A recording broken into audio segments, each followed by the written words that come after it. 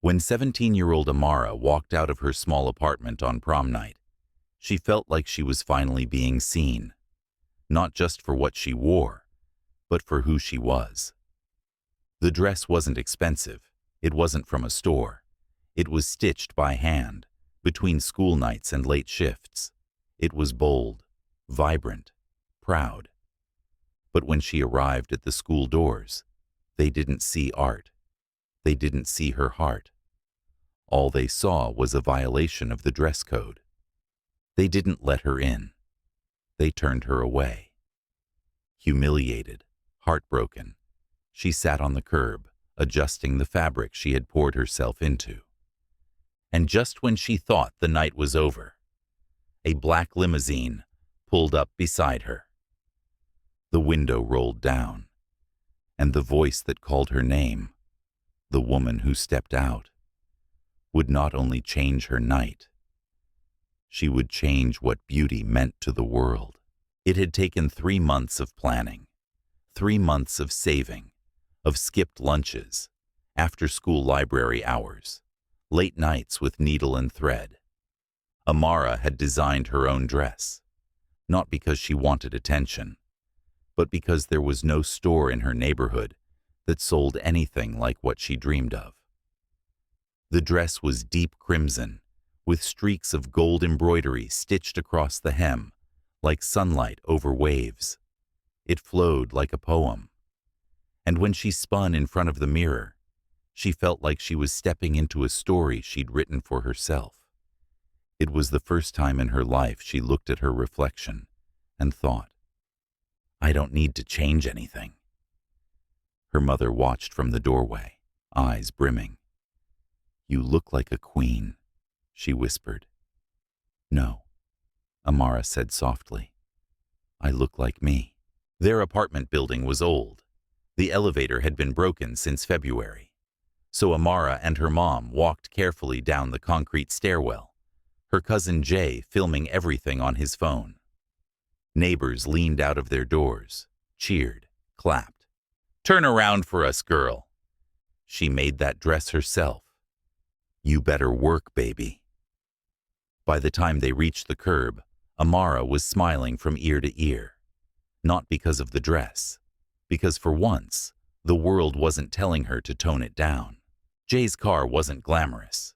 It was a 2009 Civic with a dent in the side and one speaker that didn't work. But they'd cleaned it, vacuumed it, added fake roses to the back window. It was enough. Amara sat in the back seat, careful not to wrinkle the fabric. As they drove toward the school, her heart raced. Not from fear, from joy. For the first time in a long time, she felt like she belonged. She didn't have the straightened hair, or the glass heels, or the designer tag. But she had a dress stitched with her mother's fingers, with her culture, with her soul. The school gymnasium had been transformed. Balloons, lights, a red carpet rented by the PTA. Couples posed for pictures, laughing, clicking. Amara took a deep breath, straightened her back, stepped onto the walkway. At the entrance stood Vice Principal Monroe, clipboard in hand, scanning students as they entered. He barely glanced up as Amara approached, until he did. His eyebrows rose. He looked her up and down. Then, he blocked the door. I'm sorry, he said flatly. You can't come in dressed like that. Amara blinked. Excuse me? He pointed to the dress. It's not school appropriate. The slit is too high. The neckline is too bold. This violates our modesty policy. Students nearby began to turn. Look. Whisper. Monroe stepped aside to let another girl through. Her dress? Much shorter. Far more revealing. Amara looked back at him. Her voice was steady. I designed this dress. Myself. Monroe didn't flinch. I understand. But this isn't a fashion show. The words hit like a slap. Amara opened her mouth to argue, but Jay grabbed her shoulder. Let's go. Security was already watching. Amara stepped aside. She didn't cry. Not yet. She walked to the curb, sat down, and looked at the fabric in her lap. Her art, her story, her heart. And all she could think was, why is it only too much when it's on me? The lights inside the gym kept flashing. The music kept playing. But outside, in the shadows, a girl sat in the dress of her dreams, being told she didn't belong. The music inside the gym thumped through the walls. The kind of music you're supposed to remember forever. Your prom song, the one that plays over slow dance videos and fake smiles. But Amara sat outside on the cold curb, lit only by the yellow halo of a flickering streetlight. She held her phone in one hand, her ticket in the other. The ticket read, "An enchanted evening." She let out a hollow laugh. Jay sat beside her, arms crossed, furious. Say the word. We'll call it out online. Name names. Amara shook her head. Number then, they'll say I made a scene, that I brought it on myself. Jay looked at her like she was breaking, and she was. But not loudly, not visibly. The kind of breaking that's silent, tidy, so no one feels uncomfortable about it. A car engine rumbled in the distance, not loud, but heavier than anything that had pulled up so far. Amara didn't look up at first, but Jay did. A sleek black limousine turned the corner, windows tinted, body polished to a mirror-like shine. It rolled down the block like it belonged nowhere near a school gym, and yet it slowed right in front of Amara. The back window rolled down, not all the way, just enough for a single voice to carry through the cool spring air. That's a beautiful dress. Amara looked up slowly and froze. Rihanna didn't step out yet. She didn't need to. Her presence alone filled the block. Dark glasses, gold hoops, a black high-collar coat open just enough to flash the shine of sequins underneath.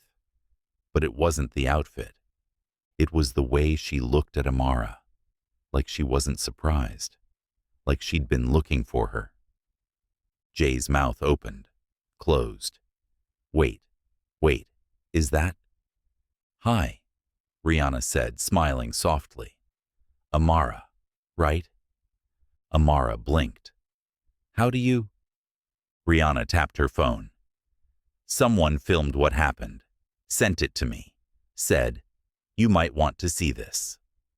She paused. They were right. The limo door clicked open. Rihanna extended her hand. You coming? Amara looked around. At Jay. At the school gym glowing behind them. At the street, suddenly quiet. You don't have to say anything, Rihanna said. But I think the world deserves to see this dress. And I think tonight deserves a better ending.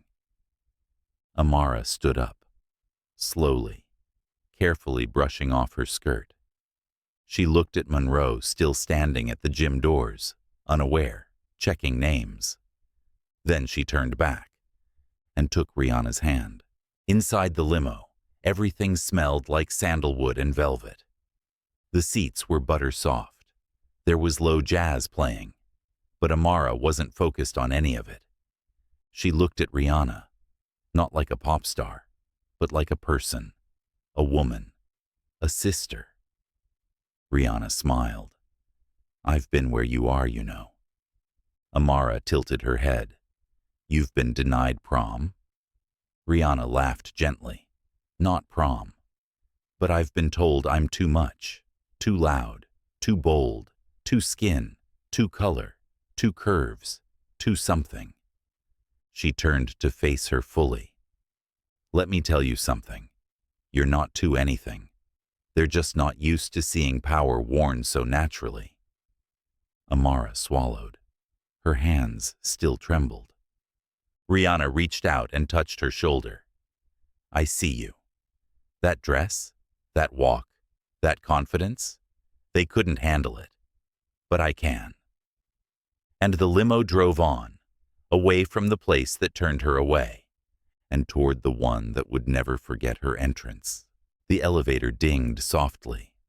Amara followed Rihanna down a narrow hallway of an old converted warehouse in DC's Navy Yard.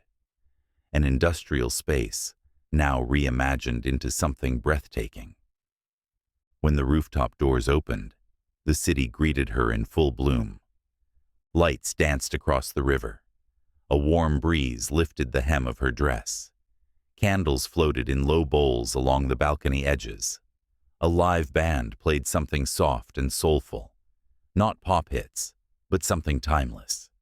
There were no balloons here, no plastic tiaras, just artists, musicians, poets, designers, creators. And every one of them turned to look, not at Rihanna, but at Amara. And they smiled. Not one person asked what she was wearing. Not one stared. Not one said she was too much. Amara stood by the balcony, unsure what to do with her hands.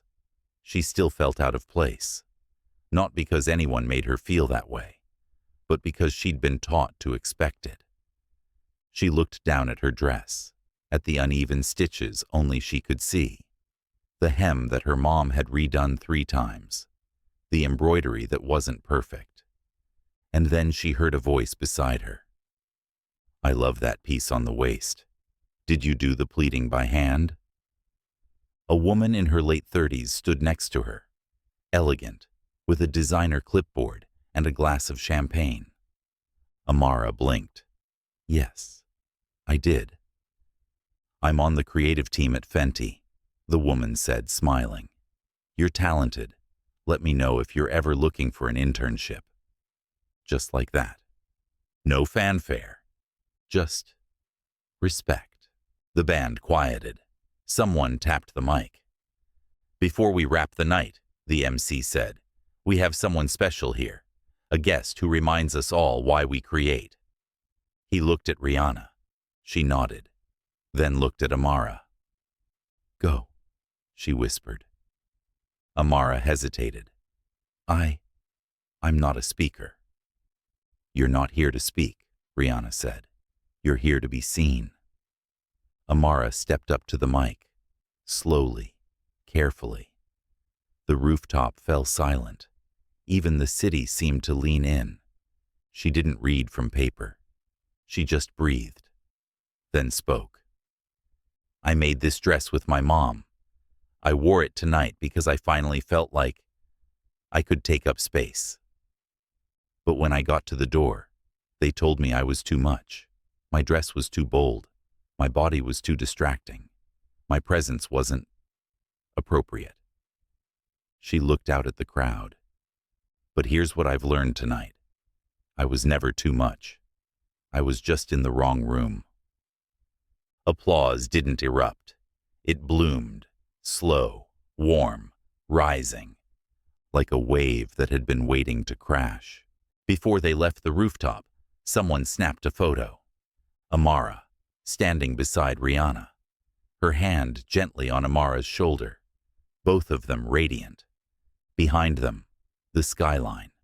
Above them, stars. In front of them, a future neither of them could fully see yet. The photo would go viral. But more than that, it would become a symbol. A dress they said was too much became a masterpiece. And the girl they said didn't belong became a name whispered by artists, teachers, and girls like her all over the world. The sun rose soft and golden over the city. Amara sat by her window, still in her dress. She hadn't wanted to take it off. Not because it was expensive, not because it was famous now, but because it finally felt like armor. Her phone vibrated constantly. Pings, tags, mentions. She checked one post from a popular fashion blogger. A queen was turned away from a plastic party, so Rihanna invited her to the palace. The photo had gone viral overnight. Her name was trending, but not for scandal, for style, for strength, for showing up anyway. By Monday morning, the school board was flooded with emails. Parents, students, even alumni. Why was she singled out? Why is boldness a problem when it's wrapped in melanin? What is your dress code really for? Vice Principal Monroe tried to explain. We have rules. She violated the modesty clause. It wasn't personal. But no one was buying it. Because people had seen the video, and they'd seen the other students, shorter dresses, tighter cuts, lower necklines, walk through untouched. What made Amara's different? Everything. And nothing. By Friday, Monroe had resigned. The school issued a public apology. We recognize the harm caused. We are reviewing our policies and providing anti-bias training to all staff. Too late for Amara, but not too late for the next girl. Emails poured in from a fashion institute offering a full scholarship, a startup incubator asking her to design a capsule line, an NYC collective wanting her to speak about representation in style, and one from Fenty's creative team. We'd like to mentor you, one-on-one, if you're ready. Amara cried when she read that one, not because of what they offered, but because they saw her as someone worth investing in. She'd never felt that before. 1 year later, a TEDx event in New York. The stage was red, the lights warm, the speaker list powerful. And then came her name. Amara Davis, designer, speaker, storyteller. She stepped on stage in the same dress, slightly altered, sleeker, but undeniably hers. The crowd rose before she said a word, and when she spoke, she didn't talk about the pain. She talked about the power of walking away from places that don't see you. When I was turned away at that gym door, I thought I'd lost something. But the truth is, they lost me. And somewhere down the block, the future pulled up in a limousine. The crowd laughed. Some cried. If you've ever been told to dim your light, I'm here to say, shine anyway. And if the room can't handle it, build a new one. That dress now sits in a shadow box at the front of her old school. After student petitions, the administration finally agreed. This isn't just a garment, it's a moment. Next to it is a small plaque. For every girl who was told she was too much, you weren't. They just didn't recognize royalty when they saw it. Amara didn't just get her night back. She got her story back, her voice, her place at the table. And in doing so, she pulled out a chair for the next girl behind her. Because one night, she was denied entrance, and the next, she was being escorted into the world by Rihanna herself.